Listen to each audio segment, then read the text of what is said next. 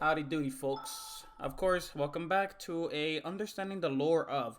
Today we're going to get into the story of La Llorona, which a lot of you may be familiar with it and a lot of you aren't, but I'm going to go through this, seeing how accurate they are here, but again, because when it comes to urban legends, there's a lot of stories, but there is specifically one that some people follow, and let's hope that this is the one that he follows.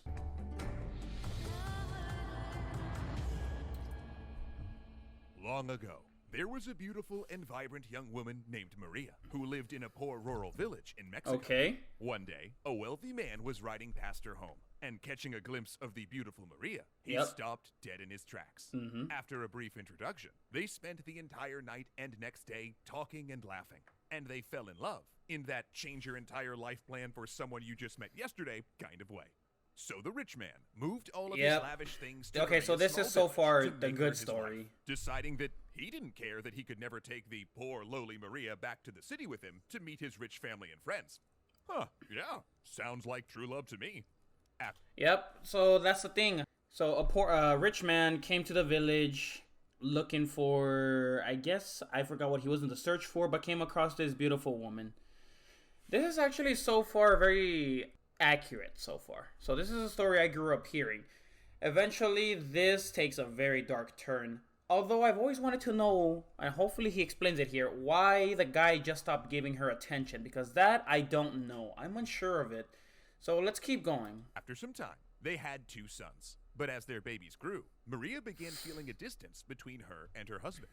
He would disappear for long stretches of time and never wanted to stay up late and talk with her as they used to. In fact, eventually, he didn't want to talk to her at all. What had she Yeah, done see, wrong? that would be very Maria bad. Like, tried imagine, everything she could to regain her imagine husband's raising kids by affections, but yourself even when and he was having a around, very his affectionless focus was husband. solely on the children. Whew. Then one day, he left and never came back. Maria Man left just like my father and decided he didn't want to pay for child support. Straight up disappeared and was never seen again. waited and waited and waited. Nothing. The boys grew and grew and grew. Still nothing. Until years later, out of the blue, her husband returned to town. Oh my god, he's cheating on her. Oh, let me guess. This is a rich woman because he didn't want anything to do with this poor, poor sack of nothing.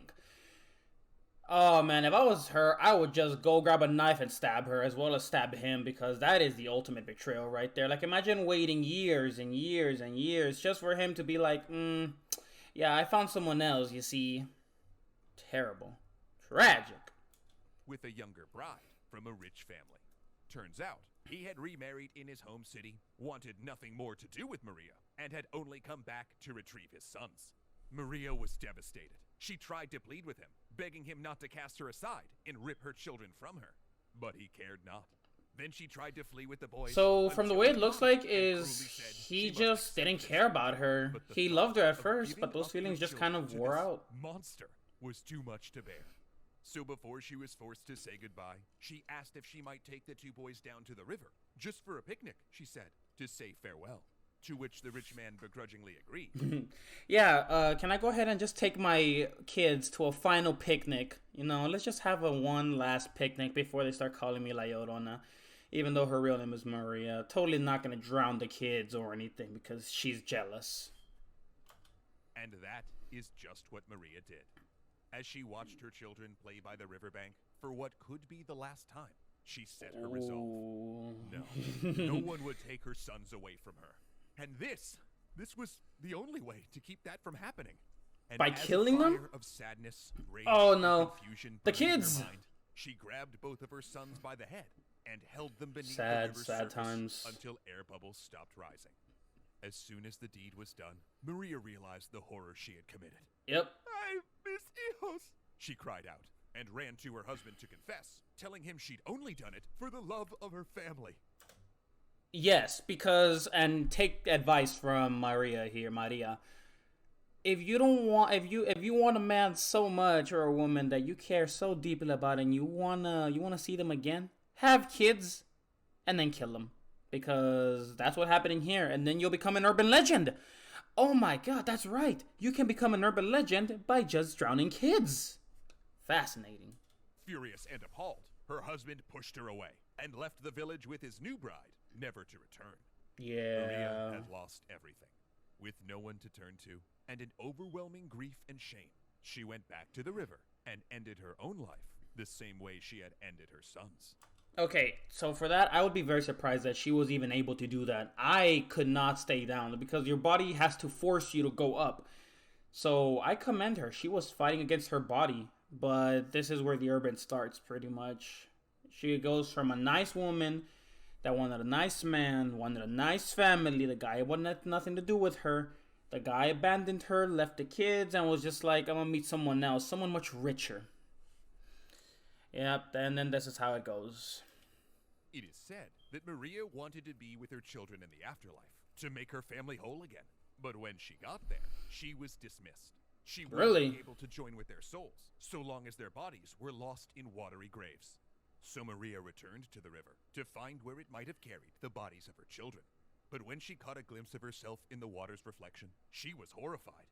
Her beauty was now replaced with a frightening skeletal visage. Her face Oh, disfigured. wait, hold on. So she just woke up and everything was just like there? So, huh? Hold on. Death and grief, but it mattered not. Let me see. Let me hear that again. In the water's reflection, their bodies were lost in watery graves. So Maria returned to the river to find where it might have carried the bodies of her children. So you're telling me that she rose from the dead to find her kids only for them to not be there, and she just starts haunting the river, which honestly, if the urban legend is true, is that river over there that's in Mexico. But when she caught a glimpse of herself in Or the is it the Rio water's Grande? reflection, she was horrified. Her beauty was now replaced with a frightening skeletal visage, her face disfigured by death and grief. But it mattered not. She began her search for her lost voice, and it said she wanders rivers even to this day, eternally crying out, Through the years, Maria has been seen many times, and her story has been told and retold again. And Oh, when yeah. Mexican and indigenous people took her tale with them over great distances, her story has changed shape. So that's exactly with every urban legend. They're gonna grab the original and just tweak it a little, but then that little becomes over and over, repeatedly, to the point where it's just like it's not like yes, it has some originality to it, but it's like its own story. That's what I mean whenever it's like I bet you that people in other states or countries, some know the original lore, but others kind of know like a different version of it. And then you'll be like, well, that never happened in my story. Well, that's exactly what happened. In many places, she's now known as La Llorona, or the Weeping Woman, for the constant wailing that defines her ghostly wanderings throughout this world. Over the years, some have said that she drags unsuspecting children, screaming to their watery graves, mistaking them for her own sons. Yes, because you still want to do that in the afterlife. So she came back to grab her kids because she wanted to see them again, only for them to not be there, and because she drowned them. But what does she do in her ghost form? She lures kids to drown them. Because apparently she didn't learn when she was alive. And you really gotta be careful with that because apparently, whenever this whole urban legend thing was going around, yes, a lot of kids did go missing. And I think a lot of them wound up dead from the stories that I heard growing up. So I was always afraid of La Llorona because, again, every urban legend has some truth to it.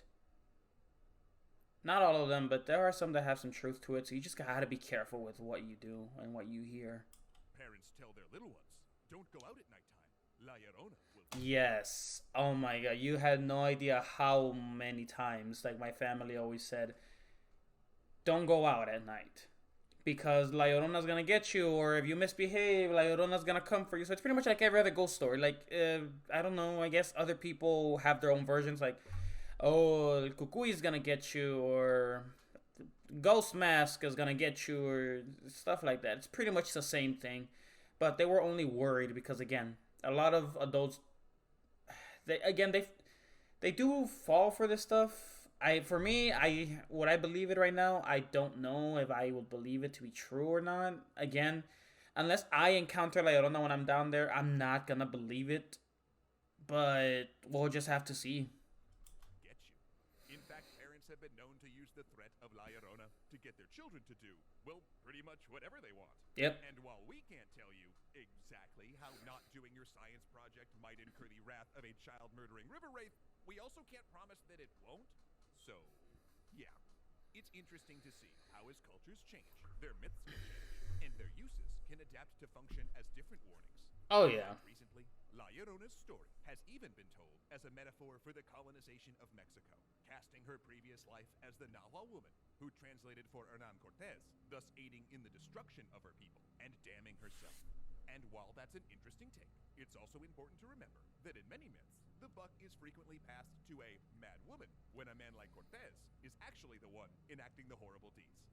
Oh my god, Hernan Cortez. If I'm correct, I'm pretty sure he's the one that led charge against the Aztecs. But that man was ruthless. But the Hernan Cortez has nothing to do with La Llorona.